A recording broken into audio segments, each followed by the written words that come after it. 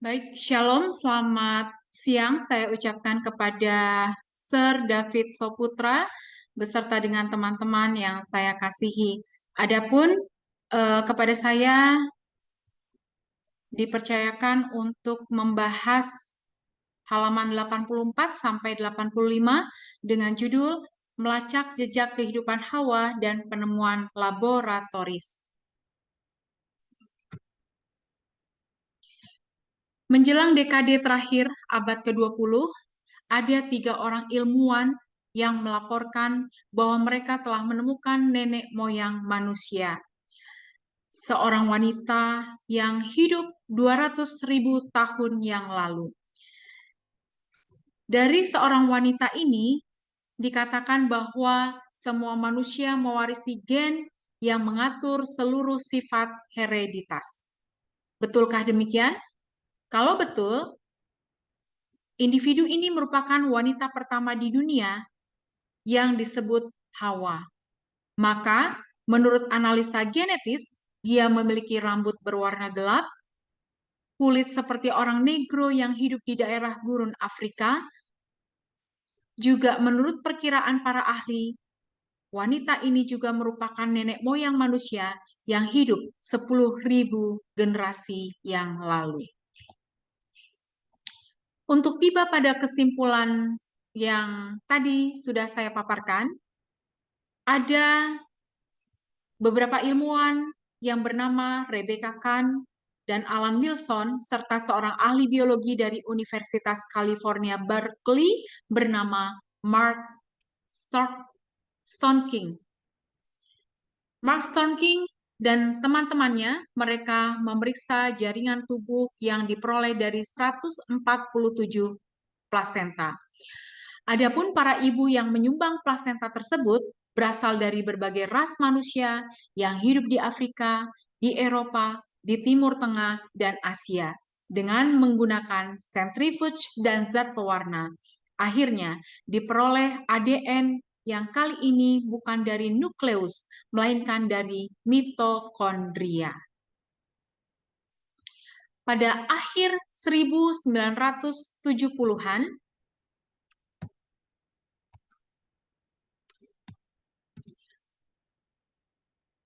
para ilmuwan baru menyadari betapa pentingnya ADN mitokondria dalam menyelusuri silsilah kekeluargaan, berbeda dari ADN nukleus. ADN mitokondria sendiri bukan merupakan kontribusi kedua orang tua, melainkan diwarisi dari si ibu saja. Dengan demikian, ADN ini tetap sama pada setiap generasi wanita dan hanya berubah bila terjadi situasi atau kesalahan copy gen. Dan analisa perbandingan ADN ini adalah semua bayi menunjukkan berbagai perbedaan sifat hereditas pada ras manusia. Tetapi perbedaan-perbedaan ini begitu kecil sehingga sulit menentukan garis pemisah.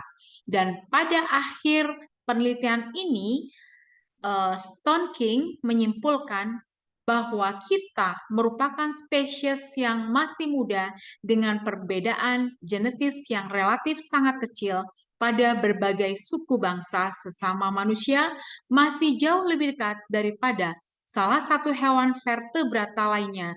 Bahkan seorang Papua Nugini boleh jadi akan lebih dekat dengan seorang Asia daripada dengan seorang Papua Nugini lainnya. Newsweek 11 Januari 1988.